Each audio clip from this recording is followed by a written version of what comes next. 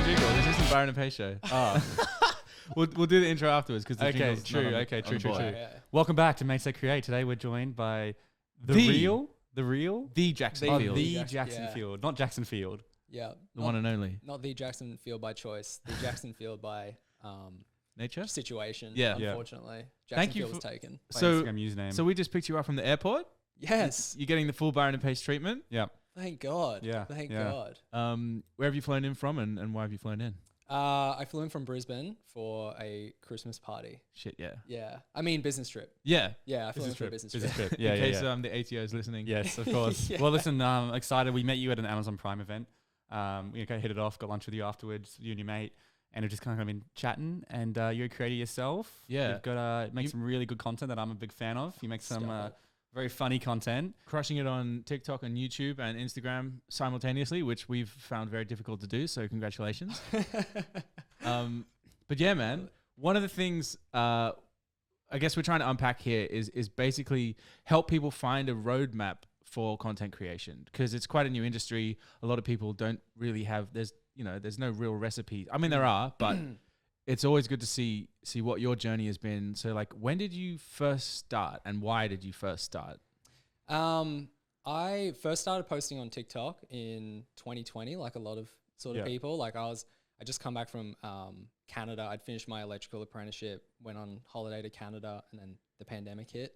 So I was kind of stuck in quarantine for a while. And then I was just like, I thought TikTok at the time as well was still like, I thought it was like a kids app kind of thing. And I was like, people are posting videos. Like, I'll just have like a mess around on it. We talk about like the guardian angel who first gets you onto TikTok. Did you have someone who like was like, oh, you should be posting on this? Like, or was it just you found it naturally? I just found it. Yeah. I was just like, I'd heard about it and I was like, I've heard it's like a pretty addictive app. So I was like, I'll give it a go. Yeah, nice. And then, and I posted like a few kind of like crap videos because I was like, anything will blow up on here. And they didn't. And I was like, okay, yeah, checks out. Maybe this takes a bit more effort than I thought. And then I made my first video that I actually put time into and it got like 2 million views. Well, Ooh, speaking of your first crap video, we've got it here for you. Oh, fuck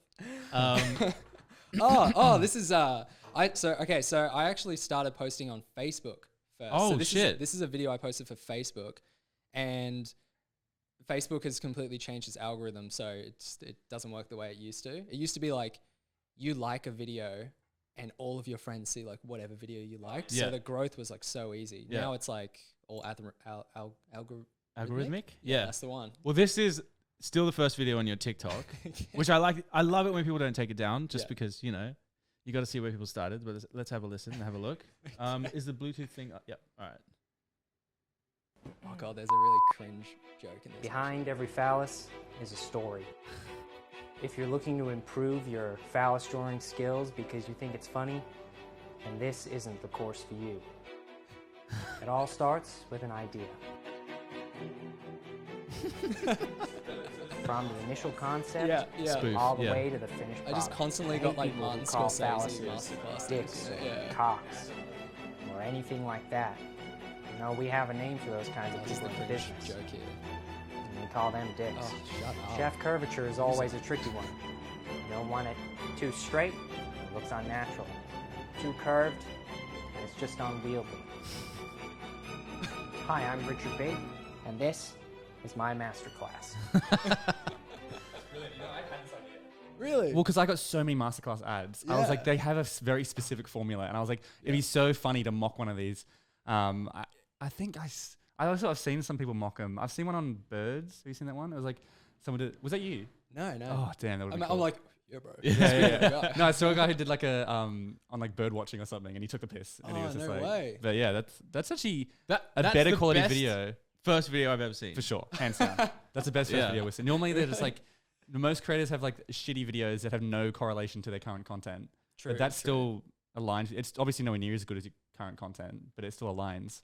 I've always wanted to, like, filmmaking has always been like my main focus, and so I guess like that's always been something I've tried to incorporate. So I've never used my phone for videos. Like I've always used a camera, tried to have the same workflow as in the film industry, like film, put it into an editing program, like do all that sort of stuff. So what was the first? So So if that, obviously that video is well edited, curated, scripted, all the rest of it.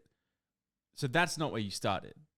What would have been like the first thing that you posted online? The first thing I posted online, I used to make. And does it exist anywhere? No. Okay. It's been wiped. I have completely wiped it. I used to make, when I was like 14, I used to make like gaming videos. And I made like Fallout New Vegas playthroughs with commentary, obviously. And just like a few games like that. Like I played like the original Dark Souls and stuff like that. And through doing that, I tried to like, because I don't know, like gameplay videos are pretty boring. But like that helped kind of like educate me on how to construct videos and just using the editing programs. And like I used to do like MLG edits and stuff. So learning to do like all the basics like green screening and stuff. That's kind of where I first started editing and making videos. Yeah, cool. Yeah. The same as me. But Really? Well, I mean, mine are like still on YouTube. Byron's is still up there. Yeah. It's like I did like lightsaber battles. Yeah. And I used to keyframe the lightsaber frame by frame. So I'd do like 2-minute battles, and it'd take me like 10 hours to do one lightsaber. I'd be like, True. and then I'd have to do the other lightsaber. Yeah. Then I'd have to add all the sound effects in. So like every time it hit the lightsaber, you'd be like, so it was just like on After Effects on my shitty computer. But that's kind of like, same as you. Yeah. Oh, dude, that's where you start. That's where it's formed. Yeah. Yeah. So who were your content inspiration?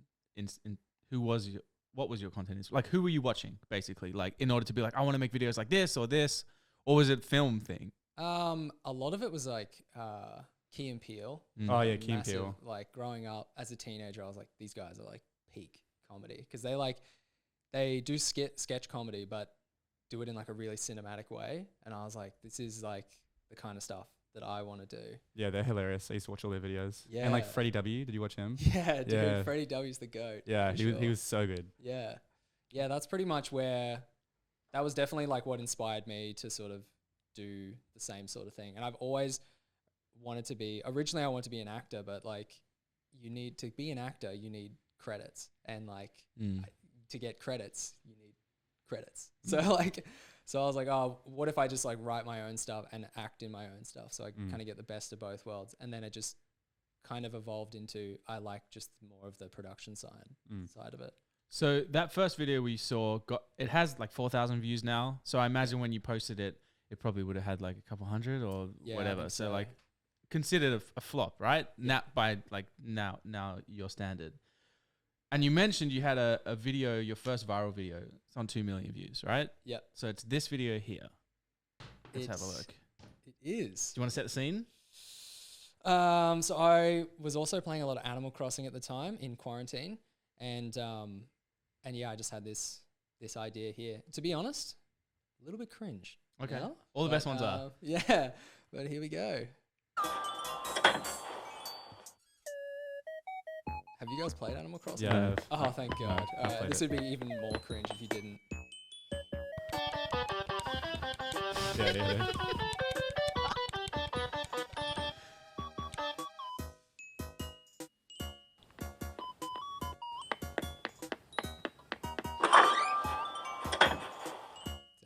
Beautiful. There it is. Simple. Love it. Simple yet effective. Yeah. Did you create the sound and everything? Yeah, so I like actually went into the game and like had like a little microphone like next to the game, like on my like little switch, and I was like, you can kind of like, I think you can hear in it like my tapping, right? Like the button, like. You didn't just Google like Animal Crossing sound? It just doesn't exist. Really? Yeah, at the Wow. time it was just like playthroughs and stuff like that, Right. and all of them have commentary. So trying to find sounds is like impossible. So yeah, I had to just go in there. Old do it school. manually. Yeah. So how was that experience? 2 million views. Like, was it immediate? You posted it and you were like, holy shit, we're on. Yeah, it was like the day of, I think, the day I posted it, and it was like surreal. Like it was just crazy. I had to turn my notifications off on TikTok because it was just like constant. And it was a pretty good feeling. I was like, there's something here. There is something here. I was like, okay, this is cool. Yeah. And so what did you like start to double down? You're like, oh, I'm going to keep doing more of these? Yeah. I was like, all right, well, this is like, I'm still not really doing anything. I'm still in quarantine. I was like, all right, let's see what I can do with this. And so I made like a whole Animal Crossing series, and then that kind of got stale a little bit. Like I didn't want to be the Animal Crossing guy, because that went to like the top of the Animal Crossing hashtag. Like it was like trending, and I didn't want to be known as just like the Animal Crossing guy. Yeah.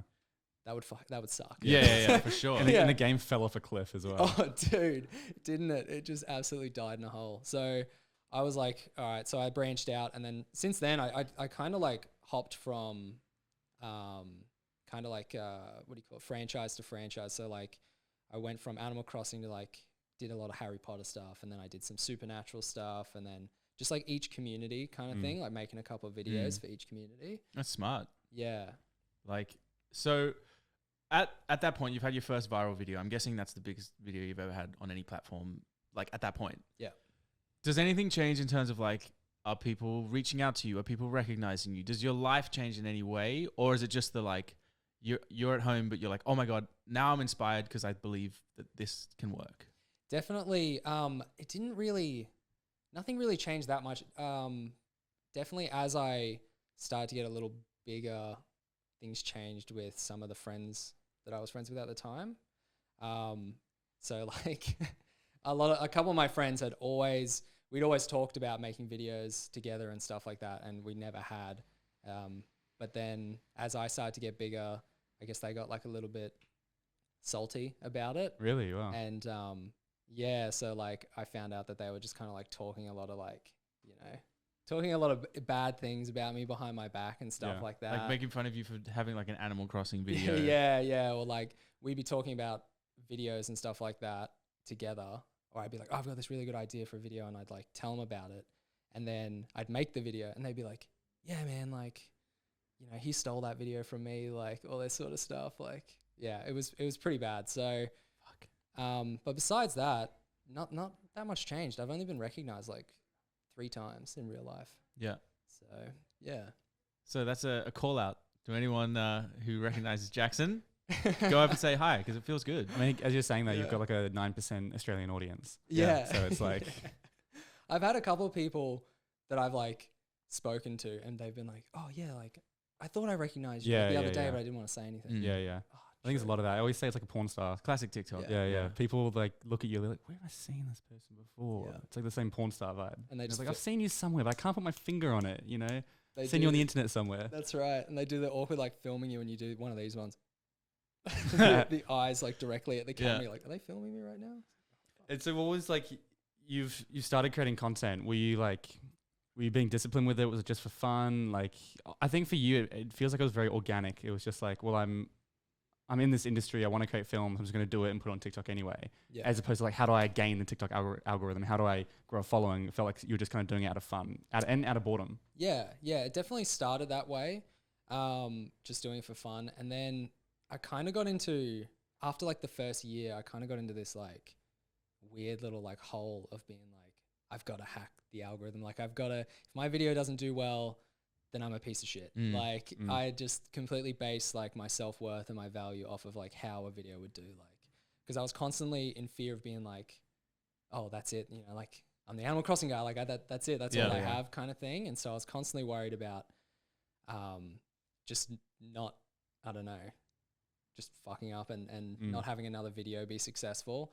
And I really like burnt out after it, and I had to just take a break for a couple months and then come back and like just start making videos that I found funny and that I liked. And I think my videos have been more successful than ever since I did that. Rather than like making content for the sake of it and being like, people will like this. Like instead of trying to follow the trends or whatever was funny on TikTok at the time, I found those videos that I would do like that they weren't the same. They're pretty soulless. I think it's like, you say you don't want to create content for people. You create content for yourself, and then you're going to attract the right people who like that content anyway. Yeah. Whereas if you're creating content based on the algorithm, based on what people want, obviously there's an argument to create content on what people want. But if you just create content that you love and it is good quality content, then you're going to attract those people that enjoy it anyway, theoretically. I think so. And there's a certain degree of like, you have to be critical about what you're doing and analyze like, all right, this video didn't perform well. I enjoyed making it, but how can I tweak it so that it aligns more with the things that do perform well, but it's still fun? You had a few big videos like 5, 9, X million. Yeah. This one I think is your biggest video. Um, I know the video. and it's about is it on Shorts or it's about Keith. Keith, yeah. Yeah. So let's have a look at this one. This is one of the rare times where a part 2, I think it's a part 2, has done better than the original video. Right. Yeah. Usually like they kind of like the series falls off after the first one, but this was like. And the part 1, part 2, part 3 thing is one of the most tried and tested strategies for like not just getting views but also followers. So this is part 2 of Keith, and I think it's on like 18, 19 million. My name's Keith, and I clean up Avengers level threats. Yeah, you find all sorts of things in the rubble of a desolated city. Dead animals, dead people, dead aliens. I found a double-headed penny the other day, that was pretty cool. Of course, it's not all fun and games though. Once the Avengers leave somewhere, we come in, we gather up all of Hawkeye's used arrows and we send them back to him. According to corporate, the Avengers don't see enough value in Hawkeye to pay him, as well as buying him new arrows every time. Personally, I'm surprised they still pay Hawkeye at all. Oh, and get this. Last week, corporate gets us to clean up a bunch of radioactive material, and they give me a suit with a hole in it. Naturally, I get some on my skin, and to be honest, first I was excited. I thought, hey, maybe I'll get some powers out of this. No. Instead, I get a giant rash that will not go away no matter what I do. Ow! Spider. Hi, my name's Keith. It's a great video. There's so many jokes in that as well. There's like 4 or 5 good jokes in that. The thing that I was going to say that we talked about is that, oh my fucking God, I can't believe it if I forget again. No, it's like, so here you're, not only is the content performing well, but you're acting, which is what you wanted to do, you're directing, and you're not chasing trends. And that's the thing that I wanted to mention, is that chasing trends can get you views in the short term, but it's so unsustainable because you're reacting all the time. Yeah. So here is like, you can really tell that you've like hit your stride because you're kind of doing everything you want to do and it's performing well. Yeah. So like, did anything change at this point? Because that's whatever it is, like 20 million or what? I think it's like 14 or something. 14 million views, which is absurd. Yeah. Like, so what's that moment like? It definitely changed the way I make videos. Like, that was kind of, I make documentaries in real life, and I'd always enjoyed making mockumentaries, and I made this mockumentary, I didn't even know, like 3 or 4 months before that video, and it didn't do well, and I don't really know why, but like it was a mockumentary on like living with Kermit the Frog, and Kermit the Frog was like an alcoholic because Miss Piggy left him. And I just remember like really, really enjoying doing like a mockumentary style. And that kind of like, after that video took off, which is also like a mockumentary, it kind of like completely changed the way I make videos in terms of like filming on a green screen all the time. That's kind of like my thing now. Like I feel like my videos have a very distinct look now because of that. Doing the mockumentary style, like it just kind of, that video completely changed the way that I make videos for sure. Wow. Just in every way. And it's cool that we again, stuff that comes up is like, as a musician, I'm posting on TikTok, right?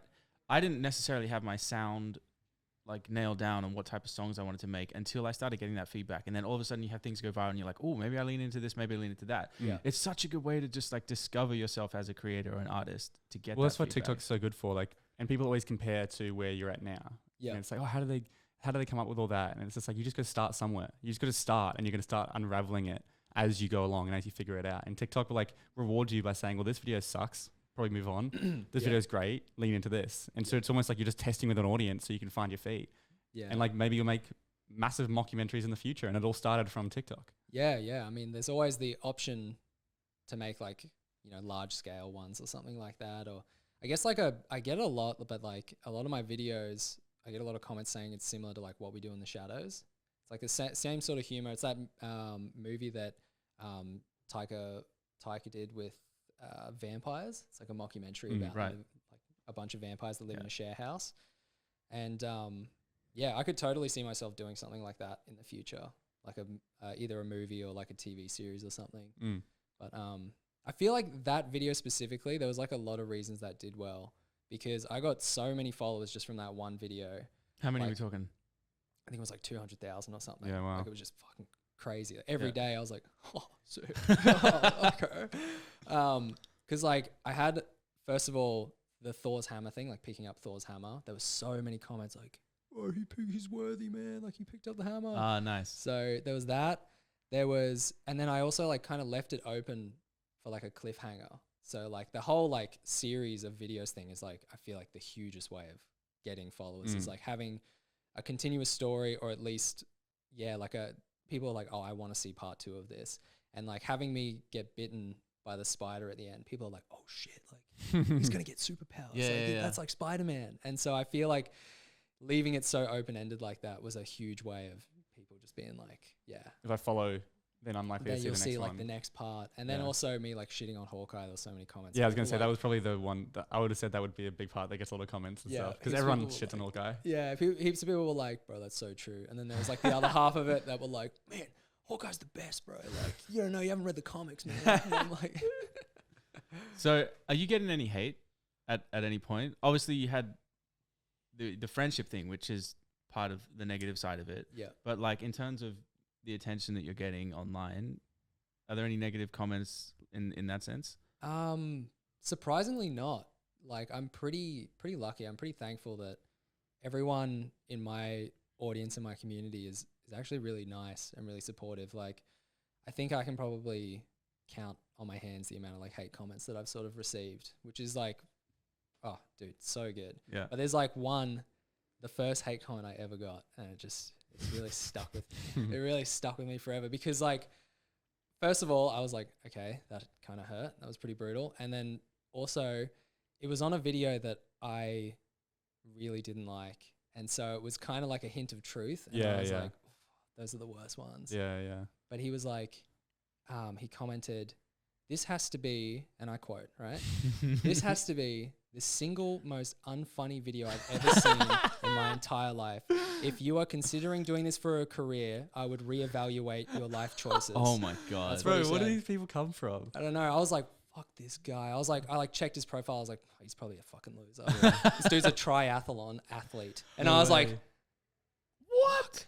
I was like, I think he's right. I think you might be onto something here. Damn. You should get that tattooed on your body. Yeah, just a really long quote. Yeah. That's so weird. I don't know why people would say that. Like, even if I had that opinion, I just scroll. Sure. Like I'm not gonna. What value do you? I don't get it. Yeah. That sucks. And the worst part is that it wasn't a total. Obviously, it is a loser, but it wasn't someone who's doing like nothing with their life. Yeah, Who's just like throwing out bombs. Yeah, that's what hurt the most. Yeah. I was like, this guy's pretty jacked. damn it. It's like you open it up and Looks it's good, just bro. like, head of film school. Yeah. I'm like, hey, I know this guy. Fuck it. Yeah. I guess the next thing I'm curious about is like what happens next, and like we were mentioning just before the show that like this is now got to the point where it's a full-time career, and then wherever that goes, like what are you thinking about it? We kind of mentioned YouTube, like where does it go? I honestly don't know. I think the long-term strategy for me is YouTube, but I think moving into mainstream media is probably the safest bet career-wise, and like I think that's kind of where I want to end up. So like I have a documentary that I want to make next year, and just kind of like getting that, not just posting it on YouTube, because you can make a documentary or like a TV series and post it on YouTube, but it doesn't count as like a credit. Like you can't like IMDb yourself on a YouTube series. You know, you can't be like, I was the executive producer on a YouTube series. Just I mean, you can, but it's not the same legitimacy. People don't recognize it or like respect it. Yeah. So getting it to a network or a TV, like a, ABC or something like that, or Netflix or Stan, like legitimizes you so much more than just having a successful YouTube series. It's so crazy because like the reach that you have is probably more than like the ABC. But the idea that just because someone else with a salary hasn't said, hey, this is good enough for me to back it, it doesn't mean anything. It's so... And it's also like, I mean, most short films, barely anyone ever sees them. Yeah. Like who's watching short films? I'm not.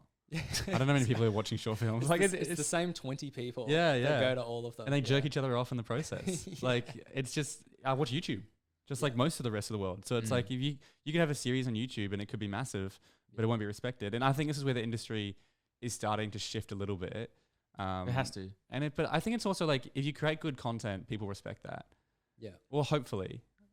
I mean, look at Baron, one of our friends I was mentioning to you. Like he's starting to get a lot of opportunities in the traditional field, and he's leveraged TikTok to get that. But he's had to gain 3 million followers and like hundreds of millions of views just to get a snippet of like, oh, that maybe this guy has some potential. It's like, yeah, no shit, he has potential. He's getting more views than your entire like production company. Yeah, than the 1,000 people in your production company are. Yeah.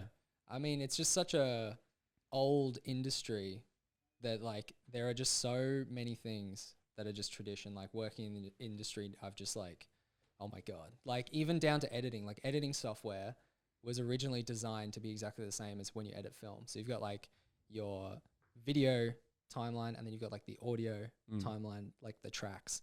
And that's the same as like when you edit on film. And no one has ever like, except for like Final Cut Pro, no one has ever like thrown that out the window and tried to like reinvent how you edit. People are just like, this is the closest to analog, so let's just make the digital version. And that's how people have been editing for the last like 100 years. Like, and it's the same with, like credits and stuff like that. Like they mean, that's just how it's always been. So that's how it is kind of thing. And there's so many people that need to justify their job and their position, and they feel it is threatening. Like, you know, do you have any advice? Like, what would you have wanted to hear starting out as someone more specifically, like someone who is into your style of content, like filmmaking, directing, documentaries, acting, that the more like, I guess, coming from that side of things. Yeah. Well, because from my perspective, like anyone in film should be putting out content. Yeah. It's like, what do you expect is going to happen? Like most people I know in film are intelligent enough to recognize the main reason you go to film is to build a network and connections. It's less the education. Like film school. Absolutely. Film school. Exactly Sorry. Yeah. And so it's like, well, if you're going to do that, you should also be intelligent enough to recognize it. In your spare time, you should be putting out content. Yeah. It's like, because if you've got someone with content who puts like you know, bunch of followers, they put out good quality content, and you got someone who doesn't, and they have to make a decision with who they're going to go with. Who do you think they're going to choose? Yeah. It's just supply demand. It's just kind of economics. Yeah, totally. I think, my advice would be just to do it. Don't wait for roles. Don't wait for the opportunity to arise. Just start making videos. I mean, even looking at my videos when I first started, I was like, yeah, I'm a film bro. Like I'm sure I can make pretty good content. And you just look at the significant like difference between like my first videos and now, and that's just from just doing it. The only way you can get experience and get better is just to do it. Yeah. And that's my biggest advice. So many people I know talk about, oh, I want to start a YouTube channel, or I want to start making content. But that's all it ever is just the conversation about they want to start. And the best advice is just to do it. No one cares about everyone is so self-absorbed in their own life. No one's really going to care. Apart from that one triathlon guy. Oh, except that triathlon guy. Yeah, like don't worry about what other people think.